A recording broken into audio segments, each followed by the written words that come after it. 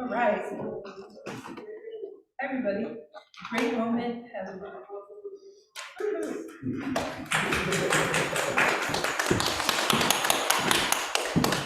Very exciting day. This being November, you might say that this is our Thanksgiving service, and so much to give thanks for. That 7 years ago, we boldly said we're going to use our buildings to make the hub. Crazy idea, but actually we managed to do it for 7 years. Somehow got through COVID, somehow don't know how we're going to get through the next thing, but odds are something will come up, and we will, because we care, because we understand that this is the work. And so as part of this wonderful Thanksgiving service, we're going to hear about the work of the hub, and that's going to be great. And we're going to hear about it not as a PowerPoint or somebody's stump speech, but as the spiritual inspiration that each of the new leaders bring to leading us. How do you help a city that's in terrible trouble? How do you give service? So that's an amazing, wonderful thing that we're going to hear about today. And I am so grateful to everybody who's been on this journey. Everybody. So, yeah, I didn't get there yet. Oh, sorry. Sometimes we forget. Being stage managed by my daughter. sorry. That was funny, stage managed with the stage person. Come on up, Ollie, and light the chalice. No, you got it. I'm maybe Frank wants to. Are you going to stage mentor me or are you going to show me?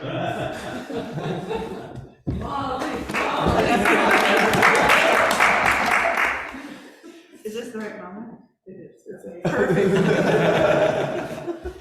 It was like enough about the Thanksgiving speech. I care about gratitude.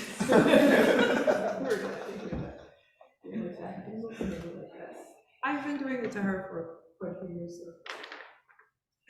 What goes around comes around.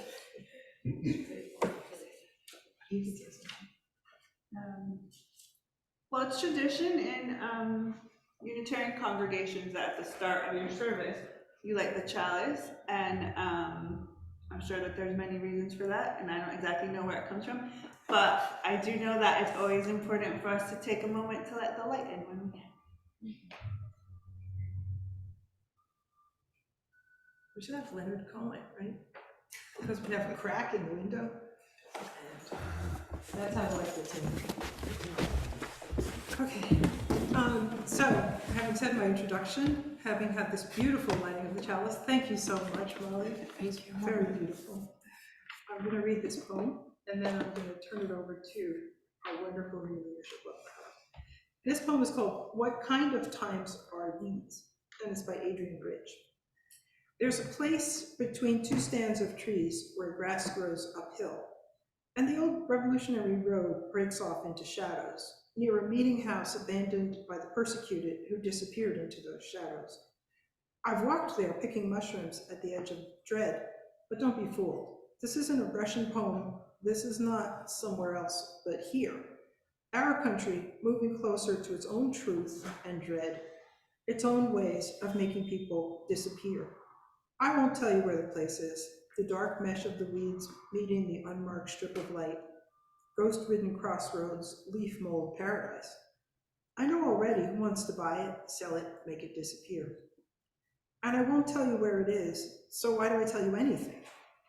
Because you still listen. Because in times like these, to have you listen at all, it's necessary to talk about trees. And with that, I'm so honored to, at this moment, bring forward three wonderful, amazing people who have taken the hub into their hands and are showing us the way into the light. And so, Sharee, Doug, Feras, take it away.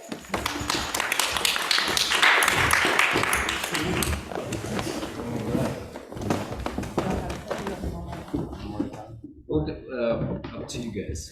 How do you feel about it? Yeah. Well, we're going to introduce ourselves. Yeah. Okay. We'll start by that. Beautiful. Introducing ourselves. I am Sharee Harrison. I had just been appointed honorably appointed to be the program director at the HUUB, which I am honored to be, and I am so appreciative, I'm nervous, of the opportunity, and I promise I'm gonna take it and I'm gonna run as far as I could. But thank you for trusting me.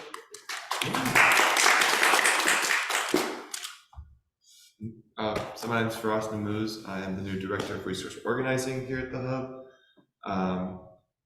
Echoing that, I'm really appreciative of the opportunity. The last 6 weeks have been kind of a whirlwind, but it's been exciting. It's been fun to get to work. I'm ready to keep going forward and fall behind Sharee because she runs fast. So I'll try to keep up.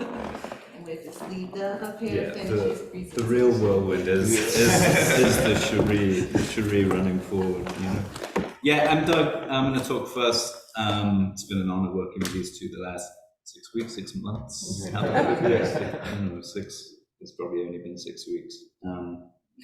Anyway, the sort of title of our little talk today is Gardening, Gathering, and Learning, which Mindy really wisely, as always, suggested that we meet with herself and Susan Hasho to deal with the HUUB's money problems coming from a spiritual place instead of any other place, really. And Susan asked this question, what of us, she said, what's your biggest fear? So we went around and talked about our fears.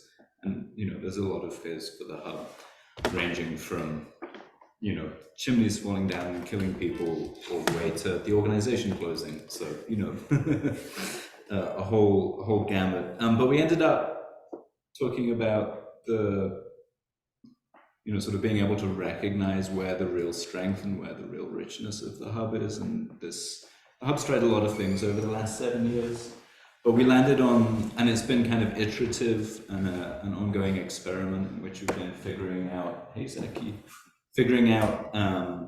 tried some things that have worked really well, tried some things that haven't worked, and this gathering, gardening, and learning is sort of a strong trifecta that, I think we're able to identify as being the core of the HUUB. Anyway, so we're each going to talk for about 10 minutes. I really haven't timed any of what I'm going to say, so I'm going to try and keep it as brief as possible in hopes that I don't go too far over the 10-minute mark.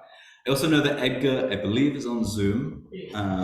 Hey, Edgar. So Edgar, as some of you know, is our here at our Faith+Works congregation, our brother and comrade and guide, and has been very generous in offering us on several occasions over the last couple of years a lot of insight and guidance, helping us to walk the path we're on.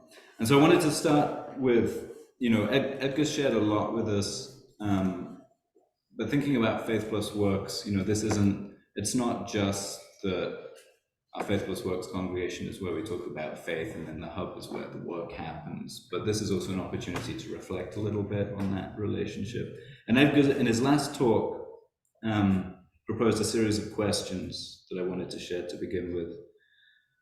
Began with, how do we create community? Really simple question. Went on to be a little more precise. Edgar asked, how do we create a revolutionary, radical, and open-minded pastoral strategy in which we can engage collective development, individual development, and collective discernment of the spirit? And how do we do this as crisis deepens, both around the world, faced with climate catastrophe, genocide, war, things that are very much in the media right now, but also knowing that there's a lot of the same shit happening in places that is not in the media. So yeah, how do we do this as the crisis deepens, both around the world, but also here in Orange?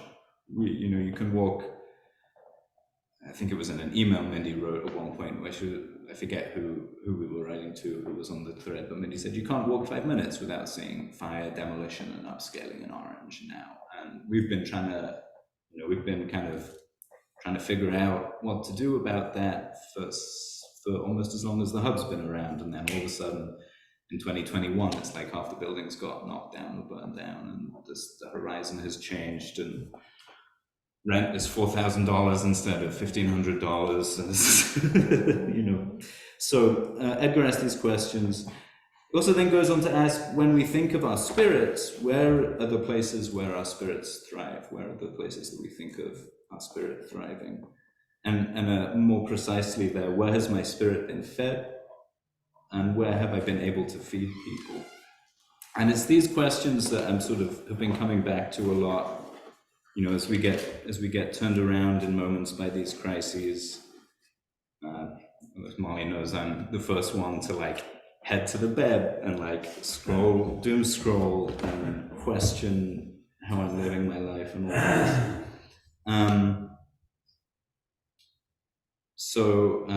Forgive me 1 second, my handwriting is borderline illegible. So Edgar asks these questions. So the hub, and by way of the hub also sort of where I'm coming from.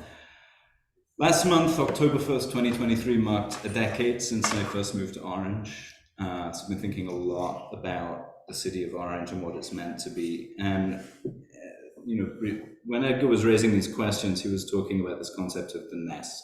Places where we nest, places where we have a return to the earth, a return to place and the people that we're with, and a kind of cultivation of a place that feeds our spirits and where we're able to feed other people's spirits.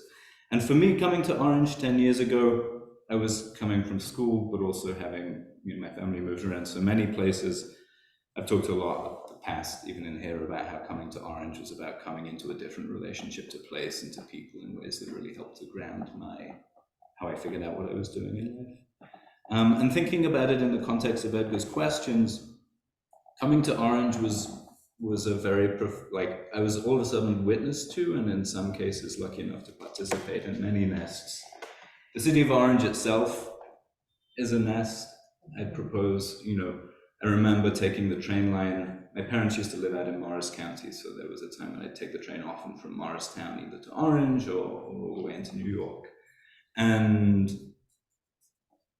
as soon as you hit Orange, I just always remember in particular one moment where I was trying to figure out, I don't know, Orange is very beautiful, like, and it's not beautiful necessarily in the most obvious ways. A lot of the building, you know, but you can see, when I say it's beautiful, I mean, you can really see how it's a city that's been made by generations of folks who have been here. And you see that in all sorts of details, even the little ramshackle details. Like, it might not be the most beautiful way that this window was fixed, but there's a certain beauty to, like, you know, we can just point to our own buildings here because it's kind of indicative of the broader situation.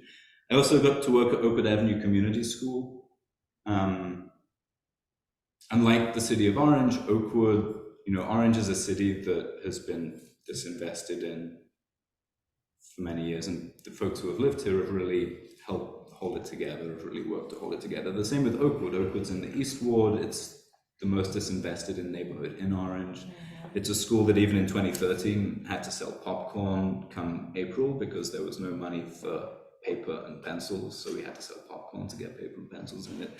And yet, for me, it was this experience again of seeing what it means for a community to gather and really hold, like, come together and to make the space together to sort of tend the land that they're on. And then the last example, of course, is Orange Inc., and by extension of Orange Inc., University of Orange. You know, Ironworks wasn't a fancy state-of-the-art youth art studio, but you could really tell, even in the times when it wasn't so active, that it was really cared for. And so that brings us to the Hub, and the Hub's founding in 2015. Let's see here.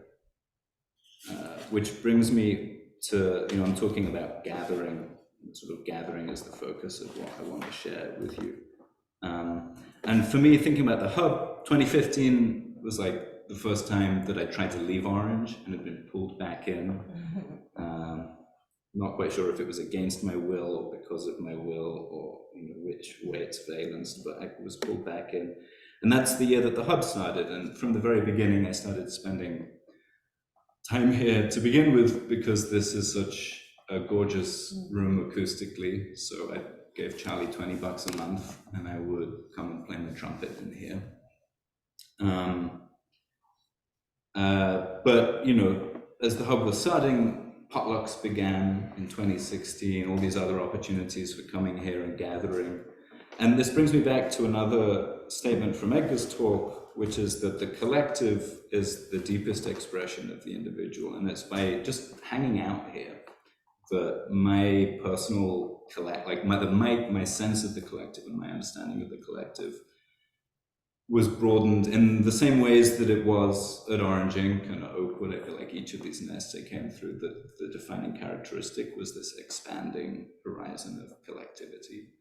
And so it's in the gathering and in the spending time here that this collective sense of the collective expands, and my sense of myself then becomes deeper and closer to some sense of sort of, feeling in right alignment with myself and with the world. And so it's that sense of gathering. I think that's why the gathering, even though the hub has tried many different things over the years, it's why the hub as a space for gathering and a space for convening has been one of the most consistent truths of the hub. And it's why in this moment of the hub facing crisis, Feras and Sharee and many other people in this room, we've all talked about how we're in a moment where the hub has to come back to the core of what it's about, to shore up the core of what its work is, and the gathering, I think, for me, but I also think, I'm seeing a lot of nodding, is like one of the most resonant capacities and functions of the hub. Whether you're here for a potluck, whether you're here to play your trumpet, however you spend time at the hub, it's a nest that feeds your spirit and that enables you, gives you the invitations to feed others' spirits. 1 second. I'm wrapping up here, but I gotta decipher this. Did I say it all? I can't quite read this. Anyway, so by way of transition, I wouldn't have met Sharee without the hub. It was 2020 at a back to school night / mask wearing, like Turn on the Love Orange campaign, where one of my former students' mothers was running for board of ed, and I hadn't seen Sharon in a few years. And Sharon was like, wait, you've got to meet Sharee, she's my campaign manager. And now we've been working together for 4 years on everything from vaccination campaigns to Music City festivals. And now we're on this team trying to claw our way back to solid ground. So Sharee's going to talk about gardening. Thank you. Who's done? My besties, maybe we're brothers. I always say that. But I'm gonna set my time because y'all know I will ramble on and on and on. But I had the lovely to talk about gardening. I just received my garden certification through Rutgers as a master gardener. So that's and I need that to say, it's all about manifestation, I think. I think learning these past years of gardening is about what you're predicting you're going to do. It's about preparing for it. You're preparing the ground. You're preparing the dirt. You're getting your seeds, and you're looking to see when is the last frost, when is the first frost. So it's all manifesting. And I think my time as the hub was always manifesting from the beginning, which is so funny to say, because now that I look back and over these 2 days, I've been thinking, what am I going to say? What am I going to say? But it's the truth. To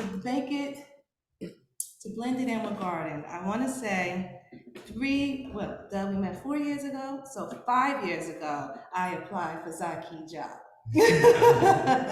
And I was told by Charlie that, we have a great guy that God said, but we would love your resume. But it was funny because I wasn't even trying to apply for the hub, I was trying to apply for hands. I wanted to be in the real estate world. So I was manifesting something then, and I was like, okay, well then, and that's when we met Doug. And I'm like, this place is cool. I'm going to stay and hang out here for a little bit. And, that's when I started working with the Music City. So I'm like, okay, we're going to figure this out. And now, back to gardening. Told my husband how many years ago? When I was about 35. When I get in my 40s, I want to do gardening. I want to learn how to garden. I don't want to go old and not have nothing to do. So as I told Frank, I have 50 shades of gray here on my phone. For years, I still got it. So I manifest that. It all came with manifesting. So here now I stand before you as director. It is so funny to say that because 3 years ago I applied for the director position. And I spoke with Mindy about it. I said, I know I'm not ready. Of course, I spoke with Doug. I'm not ready, Doug. I just know, but I'm gonna throw my hat in the race. And Mindy, I was able to always love Mindy, but to actually sit and talk to her and tell her who I was and give her a piece of who I am. And she looked at me and she said, you is good for this, but not right now. And I felt that, and I didn't walk away feeling bad. I felt like, I'm so glad she told me that, because I look at her as someone that I know is like, it's not critiquing me, but is investing words into me. So that was manifestation. That was a part of it. And here, 2 years later, I get, not 2 years, but in the middle of the year, I get a phone call, DJ, I'm going to resign my position and I'm going to refer it to you. Are you serious? So starting my garden, when I first tried to apply with Zaki, that was my dirt and my grounds. And then getting to know the beautiful space it was my seeds that I was planting. And then now being a part of something I am growing with is truly amazing. It's amazing when you come and be part of something that you believe in, and not that you're just being a part of. And that's what I take from being with the Hub. I know that we sit around and we thinking, oh my God, how are we going to get out of this? How are we going to get out of that? We're manifested already. We already started building our dirt. We already started preparing our grounds many years before any three of us thought we would be sitting in these roles. So when it comes to gardening, I know that I'm new at it. And I'm new at the herbs growing, and I'm new at the vegetables, and y'all should see me, well, majority of y'all who follow me on Facebook and then social media, is how excited I get when I do have cucumbers and me and my husband and the kids is home eating our food and the stuff that I manifest, 10 years ago? And I sat on the edge of the bed and said, we've been together 20 years ago, but 10 years ago, I want to do gardening. He like, okay, and what am I doing now? But not only am I growing, I'm not only growing food, I'm growing love, I'm growing a community, I'm harvesting from that as well. I'm harvesting education, I'm harvesting networking, as well as I am learning how to be a better person and growing. And that's the best thing that you can get from anything you do, is becoming who you are wanting to become and where you're trying to lead. I don't know where it's gonna lead me, because I never thought that I'll be standing here and introducing myself, which I love it, as the program director of the Hub. I love it, right? I'm the program director, but I want to leave with this lesson. I had so many opportunities through the 2 years of not being a program director, but being a volunteer, that I could imagine. This is like such an honor to me. We was able to develop Orange Trail Mix, and I say we because anything I do is a team. It's not me, it's we. We do this together because it starts out with my team believing that I can do it. So that's how it starts out for a we for me. So we came together and we built Trail Mix, and DJ, my DJ, love him, he thought, Sharee, again, we're going to throw your name in a hat to be one of the newcomers in this grant program out of all these people, not only in, Jersey, all over the place. All people have gotten this grant and they have developed different projects all over. I'm saying, all right, throw my hat in. I doubt I win, of course. I'm like, I ain't gonna win that. I received an email, 8 o'clock, 2 days later saying, Sharee Harrison, guest story, you have won the 2024 Broadway River Network Honorary Award. I'm like, we'll be flying to Michigan to give a speech, the same speech that I was able to watch this year because I was able to attend and see the honoree, never knowing, manifestation, never knowing that I will be 2024 standing in that person's same seat, feeling my speech and saying what I say. Now, if you tell me that's not highly favored and manifestation, I don't know what it is. And it's never me trying to, I'm going to do this, I'm going to do this. It's me always feeling like this could be done. My God is good. And no matter what I put my mind and heart to, I will get through it all together. So manifestation, and to wrap that up with the garden of love and joy and growing. And that's what the HUUB is. The HUUB is this beautiful garden that is bringing joy and love to a community that desperately needs it.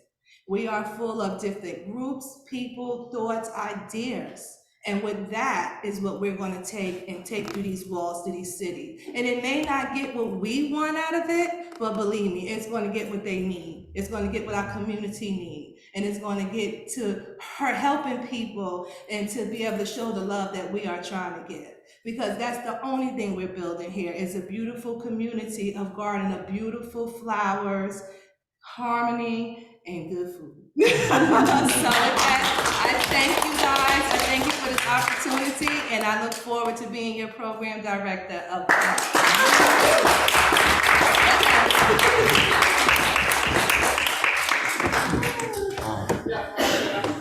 I know, yeah.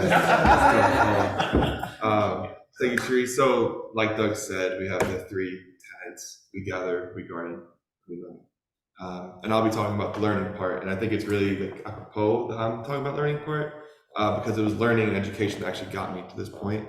I met Mindy at the new school when I went and got my master's degree. Started working with her, doing research, and then all sorts of other work with PCDC, and this opportunity came about. So I really feel like learning is kind of how I got to this space, so I'm glad to be here talking to you all about it. And I realize I don't know many people here, y'all don't really know me very much, so I want to kind of give a background on myself. I was born in Greenville, South Carolina, to Palestinian immigrants.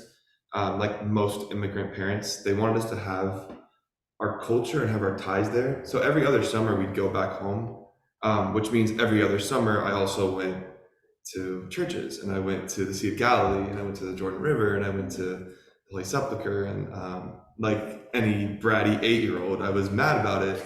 You know, Mom, we went here last year. Go again. Or I talked to my mom, I walked the Via Dolorosa in Jerusalem more than Jesus did himself. Like, such a snobby thing to say, you know. Wow. But yeah. So that was how I grew up, and I was going to church every Sunday, and we go to Sunday school. And then in 7th or 6th grade, I went to Catholic school through high school, got Catholic training and education there. And so from that resume, you probably think I'm a religious person. I grew up in the church. I grew up going to these places. I went to school. I'm not. It drove me very far away from the church, in fact, and I lost my religion. I lost what I thought was my faith. And this is the same time that was like 2016 was kind of coming about, and the rise of the right and the politics were becoming a big part of kind of everyday talk, and my political identity was forming in and of itself.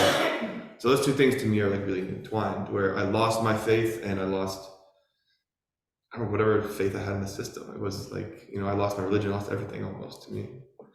And I started looking around. I studied different faiths and different cultures that I previously wasn't able to experience, not for any reason. I was just, you know, so into Catholicism at the time, and I was steeped in that.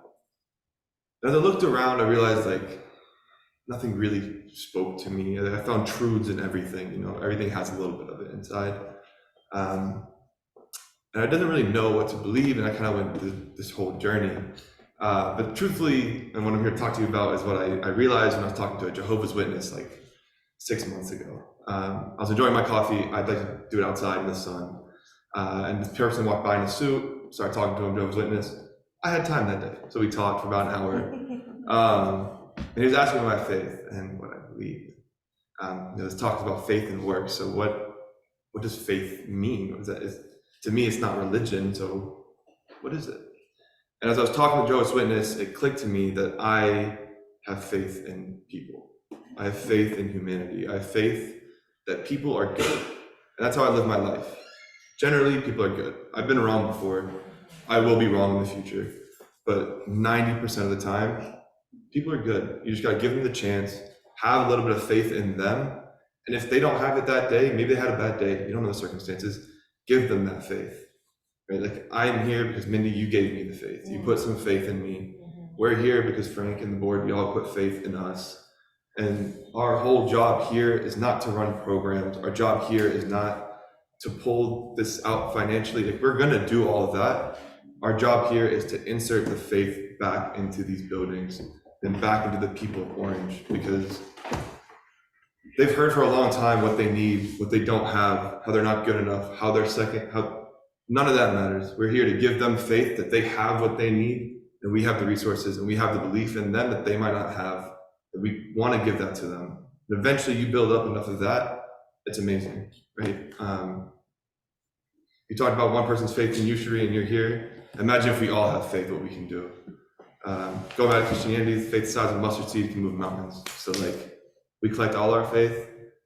I don't know what's gonna happen, but I'm betting it's gonna be good. And I think you can get out of it. And so yeah, so that's the faith that I bring to our work, and that's how I see our work. We gather here, we garden. I don't always know what we're doing. I'm sure we don't really know what we're doing 100% of the time. And but I have faith in Doug, I have faith in Sharee, they have faith in me. When I'm lacking it, they give it to me. When they're lacking it, I'm giving it back. And we want to do that to everyone around us, everyone we meet. Have faith in humanity, because right now it's dark. It's a dark time, and we just need to trust people, give people some faith, give them the benefit of the doubt, and you'll be right a lot more than you think. It's weird how it works out, but yeah, that's all I have to say. Thank you so much.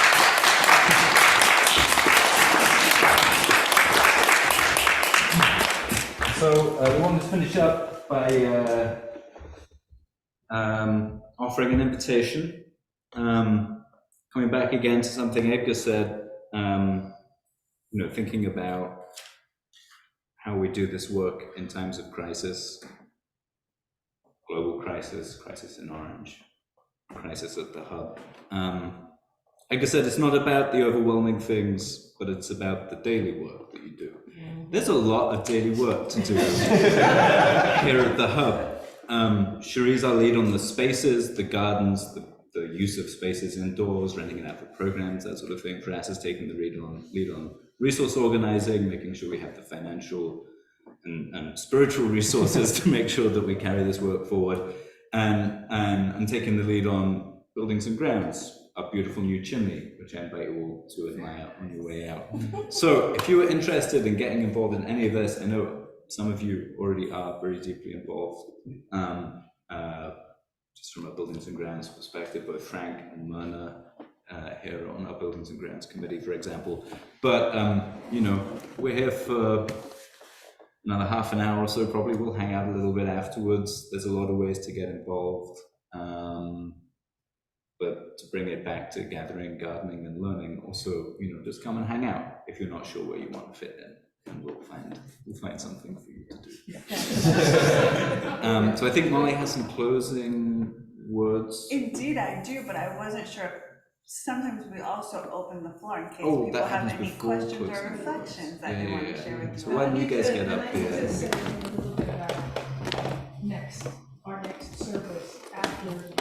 Before closing words. Okay, so questions. And Yes, so maybe- do you Frank usually passes the plate right around. Sure.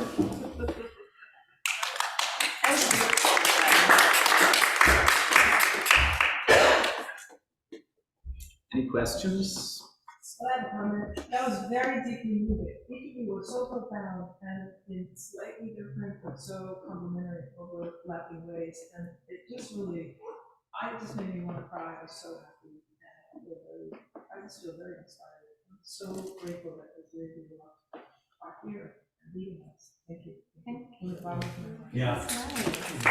And to add to that, the 2 months ago, 3 months ago, 4 months, whatever it was, when we knew that things were taking another direction, when our managing director was thinking of leaving and we weren't quite sure what was going to happen. We didn't know, and we had faith, and fortunately, the three of you came forward and decided that this would be a good way to move the organization forward, and we're very grateful for that. There are a number of board members here today in supporting exactly what you're doing. So thank you, and we're looking forward to working with you and moving things forward. So yeah. Well, Thank you guys so much. So, I've shared my gratitude with the three of you before, and how deeply I appreciate the way that you're taking on stewarding and caring for the hub.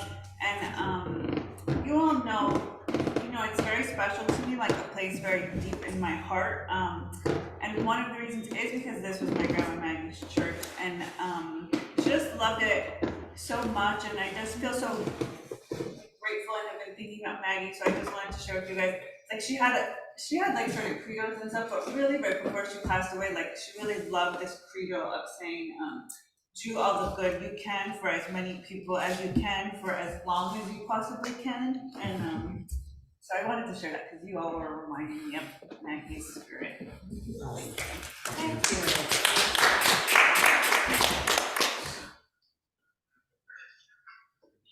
Well, should we see if there's any comments on?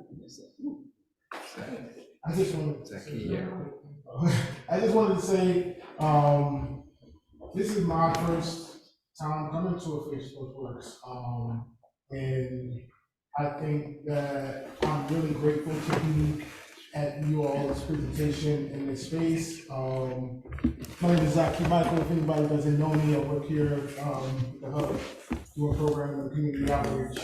But I am truly grateful for you all and the space you guys have transitioned into.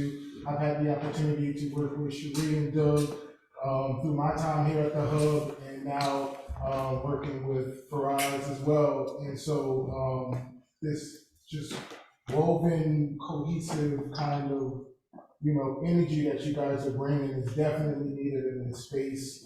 I'm from Orange.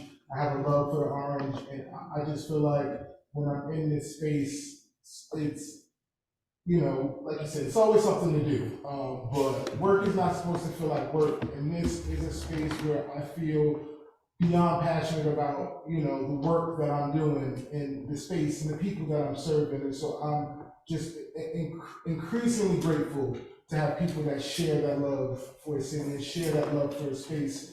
And the pillars are something that, I haven't really wrapped my head around myself, but I say, wow, these are, defining things that this institution and this space brings to a community that's so needed. And so I thank you guys for being representation of those pillars and bringing that into this space. You guys did a great job. I have a, so thank you. before we go to Mo, I also want to share that, we've stepped into trying to get the hub to solid ground, and it's been chaotic and a crazy whirlwind. But without Zaki and Karen as this continuity of the hub, I was just getting ready to say, the leadership has gone a great distance. And I was just ready to say, Frank, Ollie, Molly, Mindy, and all, you need to stand up too and just give them a hand.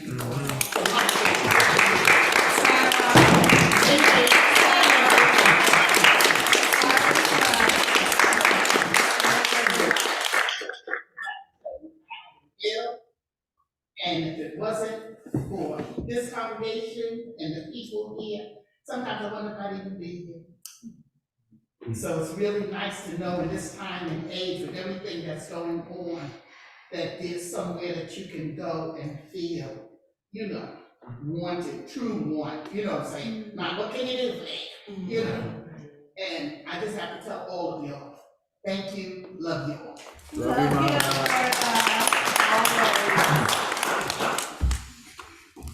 Did you want to ask if anybody on, Yeah, does anyone on Zoom have anything they want? I think we can hear them. Karen's checking the chat. Yeah, I was checking the chat that at your and Margo were very happy about what you had to say. Edgar said, thank you, Doug, for a great reflection. Thank you, Sharee. The harvest will be great, many blessings. And thank you, Feras. Love your witness and your reflection. And Margo said, wonderful, Doug, Sharee, for us. So beautiful to hear you talk. The sound got better. Thank you so much. And then Edgar says, to paraphrase the Psalms, God has given wonderful comrades unto us. Very grateful to all of you for your work and your witness. And Margo says, your energy is very inspiring. You are a great team. Thank you, guys. I have a question. I'm going to be talking a little bit about our upcoming service for Christmas or Festival of Lights. But Reverend Anthony Lamort is here today. Here's the rest. It might work to have him introduce organ. Like, he could go back there and he could play a little like that. Very happy to. So we'll do, I think I heard Jamie say he has a question, so we'll do Jamie and then Rev Anthony and then Mindy and then closing. Is that how we're going to play it? Okay, Jamie, you said you had a question? Or someone said they had a question. No. Oh. I heard Hello. someone. It was me. I enjoyed it. Okay. Can you hear me? But Yes. I'm not sure. It was wonderful. If I misheard, then we don't need to. Say something. Okay, all good. Never mind. So we have a new organ, and if you would be so kind, Anthony, we'd love to hear about it and hear it. So we're all going to retreat to the back here. Can we take the? We can take our people in the Mountain Angeles and Tom's River. It says how high tech we are today that we can move. Pushing the cart. Great. I want to hear the organ too. We're gonna need a bench sometime too, I guess. Oh, that's perfect. That's fine. Great. Look at me. I came in that way. We're trying to move the energy around the whole sphere. This is great. Everybody can come in. We can sit down here.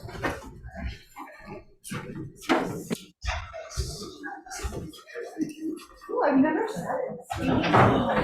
If you came late to church in the old days, this would so I sat here a lot.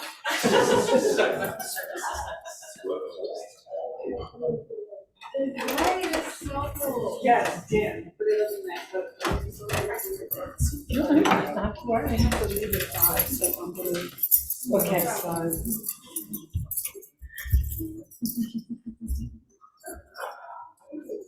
There's more room back here.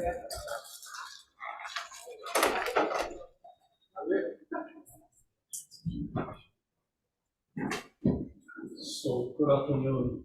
Good afternoon. I actually wanted to get here earlier, but the vagaries of traffic would not allow, so thank you for your forbearance in that.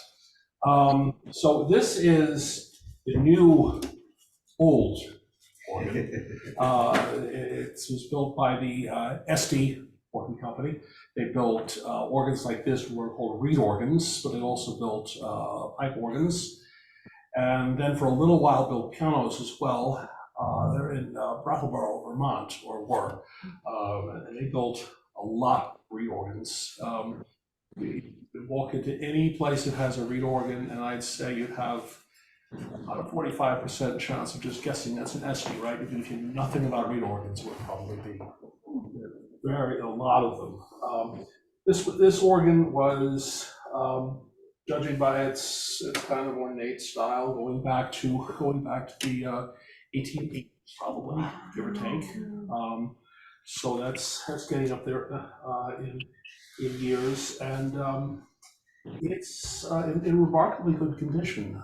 One of the things about interior works of this kind of instrument is it tended to go the distance. It has a rather simple action. There's really only one main thing that goes wrong with it, barring anything else like flood or fire. It's holding its own. It has kind of a unique sound, which might remind you of something between a cross between a church organ to a pipe organ and an accordion.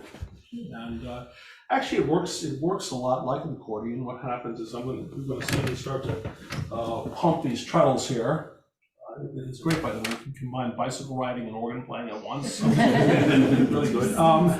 But what that does is it actually creates a vacuum. It actually pulls air out of a little chamber that's got springs in it and is held together by bits of canvas. And that begins to contract as I pull the air out of it. And then as it attempts to expand again, it pulls air across brass reeds that are inside the instrument. The great thing about what we call free reed instruments, accordions, harmoniums, which is a proper name for this kind of instrument, and by the way, harmonicas, similar kind of thing, is that whilst they're never really in tune, they're never really out of tune either. It's really quite forgiving. So whereas if you were if you have a piano and you're really dedicated to keeping it in tune, your tuner will yell at you if you go for more than 6 months. I know I'm a piano tuner, so but these things, 50, 60 years, and it's in about the same shape it was, 2 generations ago. So let me play for you. It's spiritual, which you'll recognize probably. There's a balm in Gilead. You'll recognize that once I get into it. I'm going to mess around a little bit and get my bearings, and then we'll go into that. And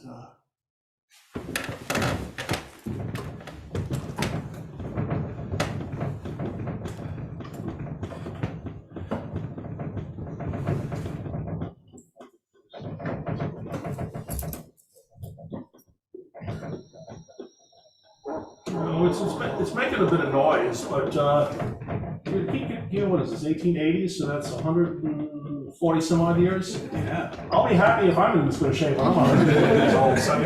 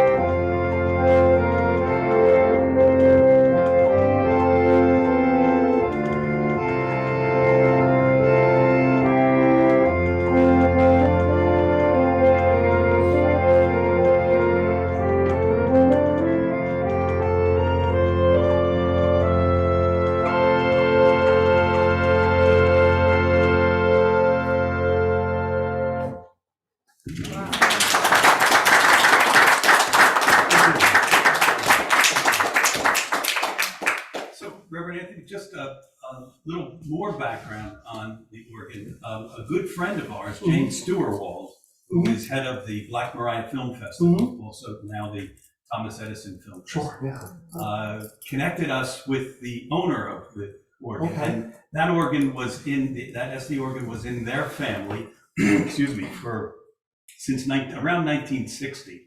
And when they purchased the organ, it was painted black. It was not as pristine and not in the shape that it's in now. And they had the organ taken apart and completely refurbished. And then it stayed in their family for those many years. And the gentleman said, when we went to pick it up, he said, I just want to make sure that it's going to be played. And that's their a interest. good thing. Yeah. You know, I have restored more of these than I can count over the years. One of the things that I wind up telling clients, what will happen is they'll find it in the attic or it belonged to a relative or something. And I'll wind up telling them, well, if you think you're going to restore this because it's old, you're going to pay me X number of dollars, and then you're going to make a huge profit and finance someone's college tuition, or even your next vacation, or even the down payment on your next car.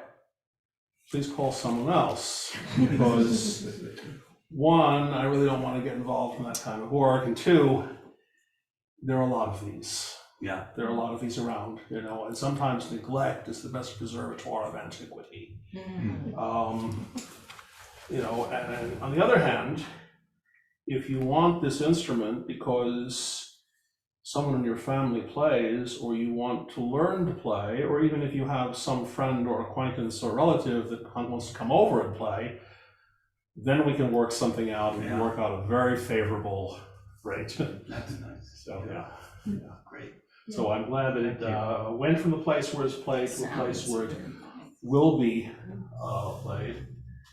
If you'll indulge me, I was thinking about what I was going to play here, and I came up with another one. This is a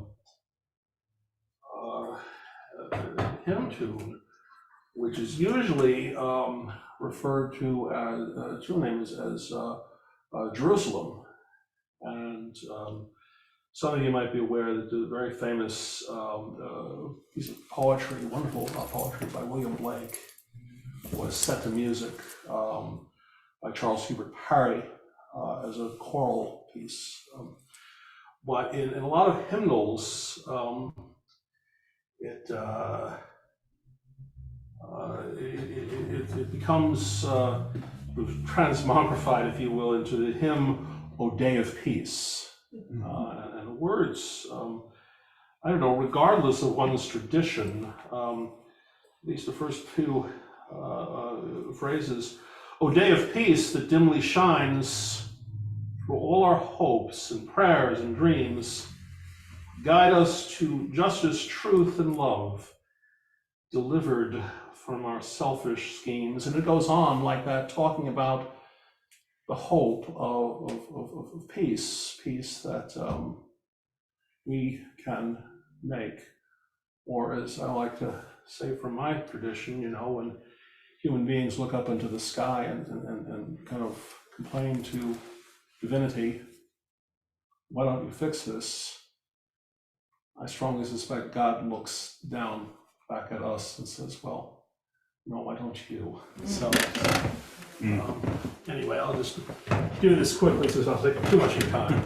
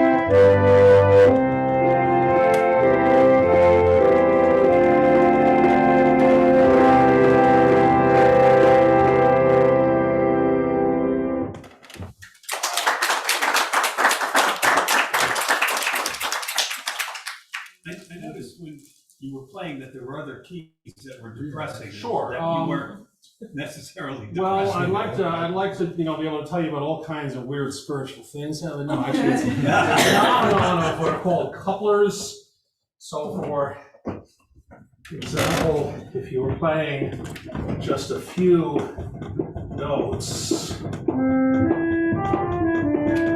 so a few stops, it's quite quiet and gentle. And then the couplers, see?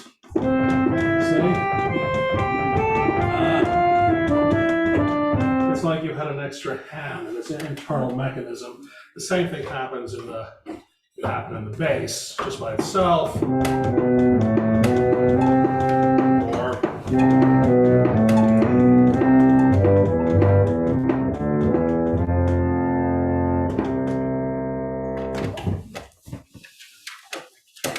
Thank you so much.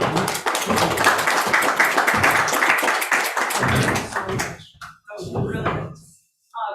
So looking ahead, there's been a proposal that we convene on December 3rd. We were going to have a poetry reading, but the poets can't come then. But we were thinking maybe we will convene on December 3rd and talk about peace. And then, but for sure, we are convening, so more about that later. Watch the church bulletin, which has recently been reactivated. Congregational bulletin. Congregational bulletin. Faith+Works congregational. Watch for the congregational bulletin, which Darcy and I have reanimated. More on that in the church, in the congregational bulletin. But for sure, we're gathering on December 17th for the Season of Lights service, which is, we called sweetness swap. It got called the sweetness. We had a sweetness swap before COVID, which was food. But then during COVID, we had the idea to swap stories. But then we had the idea to have a new invention. So as you know, the man who invented flower communion was a member of our congregation before he became a Unitarian minister and went back to Czechoslovakia and invented flower communion. So obviously we were in influence. I once said to somebody else that it was invented here, and he just went off and said, no, it wasn't. So I had to back off and just say it was influence. But anyway, but this was invented here, and that's candle communion. So what we do is bring a candlestick and a candle, and we'll put it on the altar table, and it'll be beautiful lights, and then at the end, you'll take away a candle that is different. So we'll exchange candles and have all the beautiful light. And it'll be the real inaugural service for the organ. And Margot Simmons, Dr. Margot Simmons is writing a piece. Doug is also writing a piece. And we hope that Reverend Mort will come. I have it on my calendar, and I'll try to be here on time. And Bill Stafford will play it. And Bill Stafford. So it's going to be phenomenal time of music and light and stories and sweetness. And we thought this time we could actually do a sweetness swap of Christmas cookies. So, yeah, on all bakers. I assume it's all of you. Yeah. So it's going to be great, December 17th at 4 p.m. I'd like to invite the person who donated the organ as well. Oh, that He Frank, wanted to please hear. invite all your friends, and guess what? Invite Karen's family. That'll fill the church. And I think that's the end of my announcements, and it's over to Molly. Okay, I'm just gonna go grab my closing words since everyone's supposed to get. I have on my calendar that I was to be here the 3rd of December. No, Is that still the case, or? that's what we're debating, so we'll get back to you on that. Okay, just let me know I can be, Okay, great. but if it doesn't happen, that's okay too, just let me know what. Otherwise, the 17th, I'll be happy to do part of that. Thanks. Everyone, what a beautiful service we're having. Just wait for them to finish. So this poem is called The Seven of Pentacles, and it's by a poet named Mark Piercy. And my mom shared this poem with me in probably around 2008, because it's when we were first starting the University of Orange. And so it's a poem that I return to from time to time. And Doug and I were talking about opening words and closing words for this. service, and I was like, I don't know, maybe it's time to go back to this poem.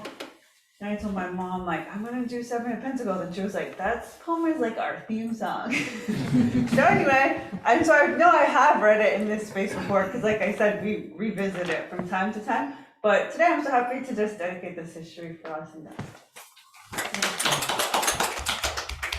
and this print is so small. Okay. Under a sky the color of pea soup, she is looking at her work growing away there, actively. Thickly the grapevines or pole beans, as things grow in the real world, slowly enough. If you tend them properly, if you mulch, if you water, if you provide birds that eat insects a home and winter food, if the sun shines and you pick off caterpillars, if the praying mantis comes and the ladybugs and the bees, then the plants flourish, but at their own internal clock. Connections are made slowly. Sometimes they grow underground. You cannot always tell by looking what is happening. More than half the tree is spread out in the soil under your feet. Penetrate quietly as the earthworm that blows no trumpet. Fight persistently as the creeper that brings down the tree. Spread like the squash plant that overruns the garden. Gnaw in the dark and use the sun to make sugar. Weave real connections. Create real nodes. Build real houses. Live a life you can endure. Make love that is loving. Keep tangling and interweaving and taking more in. A thicket and bramble wilderness to the outside, but to us, interconnected with rabbit runs and burrows and lairs. Live as if you liked yourself and it may happen. Reach out, keep reaching out, keep bringing in. This is how we are going to live for a long time. Not always, for every gardener knows that after the digging, after the planting, after the long season of tending and growth, the harvest comes. Nice.